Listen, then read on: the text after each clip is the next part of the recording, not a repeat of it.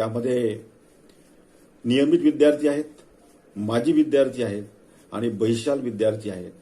त्यासोबतच आपण जे विद्यार्थी अंतिम सत्राचे आहेत आणि त्यांना जर काही अनुशेष असल्यास त्या विद्यार्थ्यांच्या सुद्धा आपण असाइनमेंट पद्धतीच्या परीक्षा या घेणार आहोत. आता नियमित विद्यार्थी म्हणजे काय, त्यानंतर माजी विद्यार्थी म्हणजे काय आणि बहिशाल विद्यार्थी म्हणजे काय. अंतिम सत्राचे नियमित विद्यार्थीचा अर्थ असा आहे की ज्यांनी उन्हाळी 2020चा परीक्षा फॉर्म भरला आहे आणि त्यांनी 13 मार्च 2020 पर्यंत क्लासेस केलेले आहे असे विद्यार्थी नियमित विद्यार्थी आहेत. ते या परीक्षा देण्यासाठी पात्र आहेत. माजी विद्यार्थ्याचा अर्थ असा आहे की ज्यांनी 2016, 2017, 2018 किंवा त्या अगोदर सुद्धा अंतिम सत्राच्या परीक्षा दिल्या असतील, परंतु त्यांना काही बॅकलॉग असतील अंतिम सत्राचे, ते विद्यार्थी सुद्धा या परीक्षा देण्यासाठी पात्र आहेत. त्यानंतर अंतिम सत्राचे अनुशेष म्हणजे काय, तर अंतिम सत्राचे अनुशेष म्हणजे 6व्या सत्राच्या विद्यार्थ्याला जर 5व्या सत्राचा बॅकलॉग असेल, 4थ्या सत्राचा अनुशेष असेल आणि 3ऱ्या सत्राचा अनुशेष असेल, असे विद्यार्थी हे असाइनमेंट पद्धतीच्या परीक्षांसाठी पात्र आहेत. पात्र विद्यार्थी कोणते नाहीत. पात्र विद्यार्थी 3ऱ्या सत्राचा विद्यार्थी जर अंतिम सत्राला पोहोचला नसेल, 4थ्या सत्राचा विद्यार्थी जर अंतिम सत्राला पोहोचला नसेल, असे विद्यार्थी या परीक्षा देण्यासाठी पात्र नाही. परीक्षेची पद्धती काय राहणार आहे. परीक्षेची पद्धती ही त्या महाविद्यालयामध्ये अंतिम सत्राच्या बाबतीत मी बोलतो आहे. अंतिम सत्राच्या परीक्षेची पद्धती ही त्या महाविद्यालयामध्ये नियमित विद्यार्थी असेल, माजी विद्यार्थी असेल, यांच्या परीक्षा या MCQ पद्धतीनं ऑनलाईन आणि ऑफलाईन अशी पद्धत ही आखून देण्यात आलेली आहे. ऑनलाईन परीक्षा या गुगल, मूडल इत्यादीचा उपयोग करून या महाविद्यालयांना घ्यायच्या आहेत. आता MCQ किती राहणार, तर MCQ या परीक्षेसाठी 40 MCQ म्हणजे सगळ्या सिलेबस कव्हर होईल अशा पद्धतीनं 40 MCQ हे त्या प्रश्नपत्रिकेमध्ये राहणार आहेत.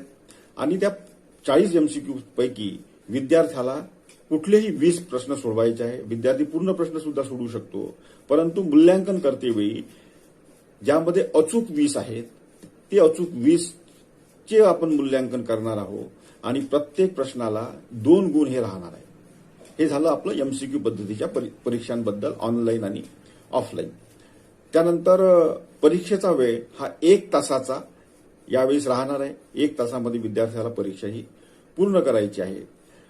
आता ऑफलाईन पद्धतीची परीक्षा MCQ पद्धतीनं कशी होणार आहे की जी प्रश्नपत्रिका आपण ऑनलाईन विद्यार्थ्यांना पाठवत आहे, त्या प्रश्नपत्रिकेची हार्ड कॉपी ही महाविद्यालयांना प्रिंट करायची आहे, म्हणजे हार्ड कॉपी काढायची आहे आणि त्यावरच विद्यार्थ्यांना जे अचूक ऑप्शन्स असतील त्यावर टिक मार्क करायचे आहे. आणि ऑफलाईन पद्धतीची परीक्षा झाल्यानंतर ती प्रश्नपत्रिका उत्तरासहित म्हणजे प्रश्नपत्रिकेवरच ऑप्शन आहे त्यावर टिक करायचे आहे आणि ती प्रश्नपत्रिका महाविद्यालयांना आपल्या जवळ ठेवून घ्यायची आहे व त्याचं महाविद्यालयांना मूल्यांकन हे करायचं आहे. हे झालं अंतिम सत्र, अंतिम वर्षाच्या परीक्षेच्या बाबत. त्यानंतर अनुशेषाच्या परीक्षा कशा होणार आहेत. अनुशेषाच्या परीक्षा म्हणजे सत्र 5 BScच्या बाबतीत बोलतो, 6 सत्र ज्या ठिकाणी आहे, सत्र 5, सत्र 4 आणि सत्र 3 यांच्या परीक्षा या असाइनमेंट पद्धतीनं होणार आहे. असाइनमेंटमध्ये 4 प्रश्न असणार आहेत, ज्यामध्ये सर्व सिलेबस हे कव्हर करायचं आहे आणि त्यापैकी विद्यार्थ्याला 2 प्रश्न हे सोडवायचे आहे. प्रत्येक प्रश्नाला 10 गुण आहे आणि 10 गुण प्रत्येक प्रश्नाला आपण दिलेले आहे आणि 10 गुण दिल्यानंतर विद्यार्थ्याचे बेस्ट 2 प्रश्न म्हणजे ज्या 2 प्रश्नांमध्ये अधिक गुण असतील ते प्रश्न आपण मूल्यांकनासाठी कन्सिडर करणार आहोत आणि त्या पद्धतीनं मूल्यांकन हे त्या परीक्षेचं होणार आहे. आता त्यानंतर एक प्रश्न असा आहे की मूल्यांकन करतेवेळी आपल्याला कंट्रोल शीट भरायची आहे. हे जरा महत्वाचं आहे. आपल्याला मूल्यांकन झाल्यानंतर आपल्याला जे कंट्रोल शीटवर गुण हे विद्यार्थ्यांचे आपल्याला भरायचे आहे, तर ते गुण भरतेवेळी आता एक एक्झाम्पलद्वारे मी आपल्याला सांगतो आहे की गुण भरतेवेळी आता मगाशीच मी सांगितलं की MCQ टाईपची जी परीक्षा आहे त्यामध्ये 40 प्रश्न आहे, प्रत्येक प्रश्नाला 2 गुण आहे आणि त्यापैकी विद्यार्थ्याला जे अचूक 20 प्रश्न आहे त्याची उत्तर जी आहे ती आपण मूल्यांकनासाठी कन्सिडर करणार आहोत. तर आता फॉर एक्झाम्पल विद्यार्थ्यांनी 40 प्रश्न सोडवले, त्यातले 20 प्रश्न बरोबर आहे, म्हणजे आपल्याला उत्कृष्ट 20च घ्यायचे आहे, बेस्ट 20 घ्यायचे आहे. तर विद्यार्थ्याला गुण किती मिळतील? 40. लक्षात घ्या, विद्यार्थ्याला गुण मिळतील 40.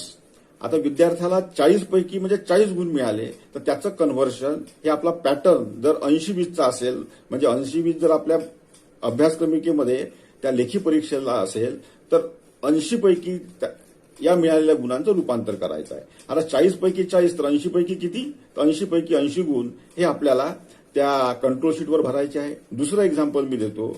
विद्यार्थ्यांना 40 पैकी 40 प्रश्न सोडवले, त्यातले फक्त 10 प्रश्न बरोबर आहे, म्हणजे गुण किती मिळतील? 40 पैकी 20 गुण मिळतील, म्हणजे 50% गुण हे त्या विद्यार्थ्याला मिळाले आहे. तर त्याचं कन्व्हर्शन हे आपल्याला 80 मध्ये करायचं आहे. तर म्हणजे 80 पैकी गुण किती मिळेल? 40 पैकी 20 तर 80 पैकी 50 गुण हे आपल्याला कंट्रोल शीटवर भरायचे आहे. कंट्रोल शीट भरताना ही महत्वाची काळजी ही आपल्याला घ्यायची आहे. आणि आता कंट्रोल शीट कशाच्या भरायच्या आणि ऑनलाईन मार्क कशाचे पाठवायचे? आपल्याला माहिती आहे की ज्या परीक्षांचे कार्य हे पोर्टलद्वारे होते. पोर्टलद्वारे कार्य होणाऱ्या परीक्षा कोणत्या आहे? पोर्टलद्वारे कार्य होणाऱ्या परीक्षा या इंजिनिअरिंगच्या सर्व परीक्षा आहे, बीएच्या सर्व परीक्षा आहे, बीएससीच्या 3ऱ्या सत्राची परीक्षा आहे, बीकॉमच्या 3ऱ्या सत्राची परीक्षा आहे.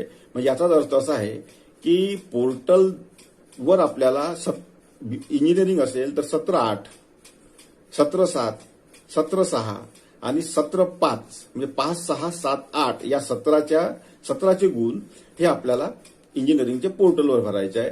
आर्किटेक्चरच्या परीक्षा असतील तर आर्किटेक्चरच्या परीक्षांमध्ये सत्र 10, सत्र 9, सत्र 8 आणि सत्र 7 चे गुण हे आपल्याला पोर्टलवर मी मगाशी ज्या पद्धतीनं सांगितलं त्या पद्धतीनं आपल्याला भरायचे आहे. बीएच्या परीक्षा असतील तर सत्र 6, सत्र 5, सत्र 4 आणि सत्र 3 चे गुण हे आपल्याला पोर्टलवर भरायचे आहे. बीकॉमची परीक्षा असेल तर बीकॉमच्या सत्र 3 चे गुण हे आपल्याला ऑनलाईन पोर्टलवर भरायचे आहे. बीएससीची परीक्षा असेल तर बीएससीचे सत्र 3 चे गुण हे ऑनलाईन पोर्टलवर भरायचे आहे. आणि उर्वरित सर्व परीक्षांसाठी आपण मंगळवारी कंट्रोल शीट या आपल्या संकलन केंद्रावर पाठवत आहे. त्याचं पत्र सुद्धा आपण शनिवारीच सर्व महाविद्यालयांना दिलं आहे. तर 9 यावेळेस आपण संकलन केंद्र केलेली आहेत कंट्रोल शीट पाठवायसाठी. त्यामध्ये त्या कंट्रोल शीट आणि रोल लिस्ट या आपल्याला प्राप्त होणार आहे. आता विद्यार्थ्यांचे रोल नंबर, नियमित विद्यार्थ्यांचे रोल नंबर आपण जेव्हा इंटरनल मार्क आम्हाला पाठवले तेव्हा सगळ्या विद्यार्थ्यांचे रोल नंबर हे आम्ही आपल्याला पाठवले आहे. त्यानंतर बॅकलॉग विद्यार्थ्यांचे रोल नंबर हे आता आपण मंगळवारी आपण सगळ्या महाविद्यालयांना पाठवतो आहे. तसेच सगळे रोल नंबर महाविद्यालयांकडे आहेत. जेव्हा आपण जुन्या कंपनीमार्फत जेव्हा आपण परीक्षा संचालित करणार होतो तेव्हा सगळे हॉल तिकीट सुद्धा महाविद्यालयाकडे आहे, रोल लिस्ट सुद्धा महाविद्यालयाकडे आहे. आणि उद्या पुन्हा आम्ही संत गाडगेबाबा अमरावती विद्यापीठाच्या वेबसाईटवर पुन्हा एक सॉफ्ट कॉपी सुद्धा टाकतो आहे. त्यामध्ये जर आपण विद्यार्थ्याचं नाव आणि परीक्षा जर टाईप केली तर त्याचा रोल नंबर सुद्धा आपल्याला बघायला मिळणार आहे. म्हणजे जे रोल नंबर जुने होते तेच रोल नंबर आपण वापरणार आहोत. सगळ्या महाविद्यालयाकडे रोल नंबर आहेत. सगळ्या महाविद्यालयांकडे आपण कंट्रोल शीट या आपण यावेळेस मंगळवारी या पाठवणार आहोत.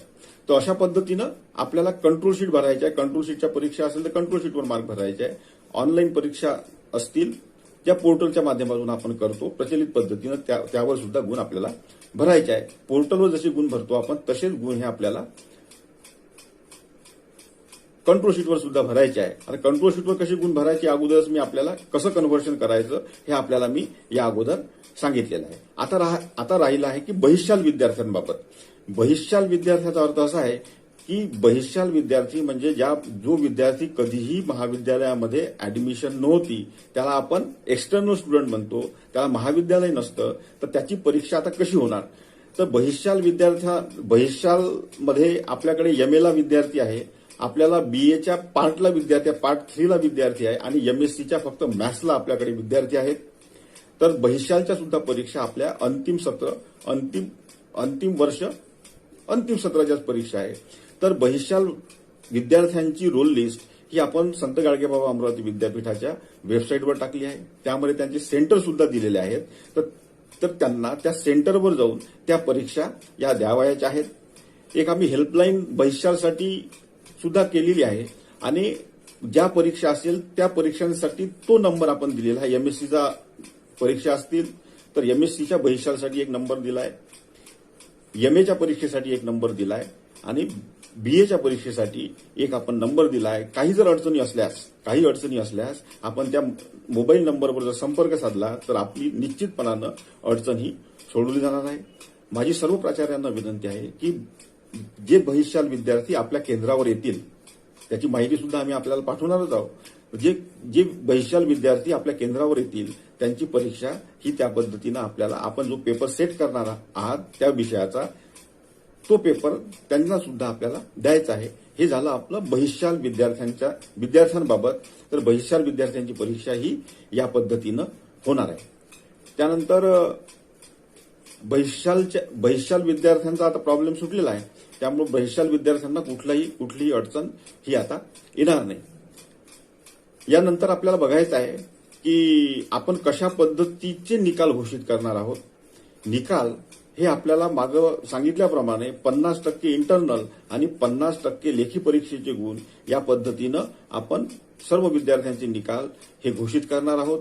तो अंतिम सत्राचा असो की अनुशेषाचा असो, तर अनुशेष आणि अंतिम सत्राचे निकाल हे 50% इंटरनल आणि 50% हे आपण लेखी परीक्षा म्हणजे जी आपण आता एमसीक्यू पद्धतीनं घेतोय आणि अनुशेष विद्यार्थ्यांची जी आपण परीक्षा एमसीक्यू असाइनमेंट पद्धतीनं घेतोय त्या पद्धतीनं आपण रिझल्ट सुद्धा लावणार आहोत.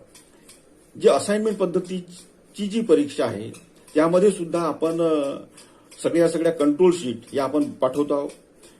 आपलं याआधी ठरलं असं होतं की जे विद्यार्थी अंतिम सत्राला नसतील त्यांच्या सुद्धा आपण परीक्षा घेणार होतो, परंतु आता वेळ बघता आपण फक्त अंतिम सत्राला पोहोचलेल्या विद्यार्थ्यांच्या परीक्षा या घेणार आहोत. आपल्याला कंट्रोल शीटवर सर्व विद्यार्थ्यांचे रोल नंबर हे दिसतील. अंतिम सत्राला पोहोचलेल्या विद्यार्थ्यांचे रोल नंबर असतील, अंतिम सत्राला न पोहोचलेल्या विद्यार्थ्यांचे सुद्धा रोल नंबर असतील. तर आपल्याला जे विद्यार्थी अंतिम सत्राला पोहोचलेले आहे याची माहिती आपल्याकडे आहे, तर त्या विद्यार्थ्यांच्या असाइनमेंटचे गुण हे आपल्याला कंट्रोल शीटवर भरायचे आहे आणि त्याच विद्यार्थ्यांच्या ज्या ऑनलाईन पद्धतीच्या परीक्षा पोर्टलच्या परीक्षा असतील त्यावर ते गुण आपल्याला भरायचे आहे. तर गुण कसे भरायचे पुन्हा मी एकदा सांगतो. 20 आपण बघायला सांगितलं की असाइनमेंट पद्धतीच्या परीक्षेमध्ये आपण 4 प्रश्न देणार आहोत. त्यातले 2 प्रश्न विद्यार्थ्यांना सोडवायचे आहेत.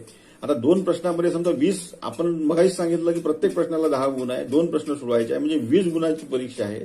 आता 20 पैकी जर विद्यार्थ्याला 20 गुण मिळाले आणि 80-20चं जर पॅटर्न असेल आपल्या अभ्यासक्रमिकेमध्ये 80 मार्क एक्सटर्नल आणि 20 मार्क इंटरनल, तर यामध्ये जसं आताच मी सांगितलं की 20 मार्काचे असाइनमेंटची परीक्षा आहे. विद्यार्थ्याला जर 20 पैकी 20 मार्क असेल तर कंट्रोल शीटवर किती मार्क भरू आपण? 20 पैकी 20 तर 80 पैकी 80 मार्क त्या विद्यार्थ्याला मिळेल. 20 पैकी जर समजा त्या विद्यार्थ्याला आपण 10 गुण दिले तर 20 पैकी 10 म्हणजे 50% गुण मिळाले तर 80 पैकी किती गुण मिळतील त्याला? 40 गुण हे आपल्याला कंट्रोल शीटवर भरायचे आहे किंवा पोर्टलवर भरायचे आहे. जी मगाशी मी ज्या पद्धतीने सांगितलं, तर अशा पद्धतीनं सगळे गुण हे आपल्याला असाइनमेंटचे सुद्धा पाठवायचे आहेत. ज्या विद्यार्थ्यांचे रोल नंबर नसतील तर रोल नंबर ज्या विद्यार्थ्यांचे नसतील, बहुतेक विद्यार्थ्यांचे आता रोल नंबर प्राप्त झालेले आहेत. ज्या विद्यार्थ्यांचे रोल नंबर नसतील त्यासाठी सुद्धा आपण एक हेल्पलाईनचे नंबर आपण आता पुन्हा नव्यानं देतो आहे. त्यावर जर आपण संपर्क साधला तर ते नंबर सुद्धा आपल्याला मिळणार आहे. आणि जे रोल नंबर कंट्रोल शीटवर नसतील तर ते आपल्याला माहिती आहे की आपण ते नंबर सर्व सी टेबलमध्ये भरून आपण त्यांचे गुण हे आपल्याला पाठवायचे आहे. हे गुण पाठवल्यानंतर मगाशीच मी सांगितलं की 50% इंटरनल आणि 50% लेखी परीक्षेचे गुण हे मिळून आपण रिझल्ट हे घोषित करणार आहोत. त्यानंतर ज्या पद्धतीनं मागे सांगितलं होतं की ग्रेस ही 1% आपण 2% केली आहे. ज्या ठिकाणी कंबाईन पासिंग नव्हतं, म्हणजे बीएला कसं आहे की बीएला लेखी परीक्षेत वेगळं पास आणि इंटरनलमध्ये वेगळं पास, तर या ठिकाणी आपण कंबाईन पासिंग सुद्धा मागे सांगितल्याप्रमाणे आपण करतो आहे. दिव्यांग विद्यार्थ्यांना आपण प्रत्येक तासाला म्हणजे 1 तासाची परीक्षा आहे, तर दिव्यांग विद्यार्थ्याची परीक्षा ही 1 तास 20 मिनिटांची या ठिकाणी होणार आहे. आणि अशा पद्धतीनं सर्व परीक्षेचं संचालन ऑनलाईन आणि ऑफलाईन, असाइनमेंट सुद्धा ऑनलाईन आणि ऑफलाईन पद्धतीनं आपल्याला घ्यावयाचे आहेत. त्यानंतर आपल्याला गुण जे आहे, मगाशीच मी सांगितलं की आपले जे 4 संकलन केंद्र आहे आणि एक अमरावतीला विद्यापीठामध्ये संकलन केंद्र आहे. ज्या दिवशी परीक्षा होईल, लक्षात घ्या, ज्या दिवशी परीक्षा होईल त्याच्या दुसऱ्या दिवशी आपण जर त्या कंट्रोल शीट संकलन केंद्रावर आपल्याला आणून द्यायच्या आहे आणि त्या आणून दिल्यानंतर आमची रोज गाडी ही दोनही संकलन केंद्रावर येणार आहे आणि रोज गाडी आमची आल्यानंतर त्या सगळ्या कंट्रोल शीट आम्ही घेऊन जाणार आहोत. ऑनलाईनचे गुण तर आम्हाला तसेच प्राप्त होतील. त्यानंतर जसे जसे गुण आमच्याकडे प्राप्त होतील तशा पद्धतीनं आपण रिझल्टचं प्रोसेसिंग हे आपण करणार आहोत. रोजच्या रोज प्रोसेसिंग होणार आहे. ज्या विषयाचं गुण येतील त्या विषयाचं आपण सगळं स्कॅनिंग वगैरे करून ठेवणार आहोत आणि सर्व गुण प्राप्त झाल्यानंतर त्या महाविद्यालय वाईज आपण यावेळेस रिझल्ट हे लावणार आहोत. आमचं नियोजन अशा पद्धतीचं आहे की आपण 6 तारखेपासनं म्हणजे 5 तारखेच्या अगोदरही जर काही परीक्षा झाल्या आणि काही महाविद्यालयाचे जर आपल्याला गुण प्राप्त झाले तर आपण त्यांचे रिझल्ट हे लावायला आपण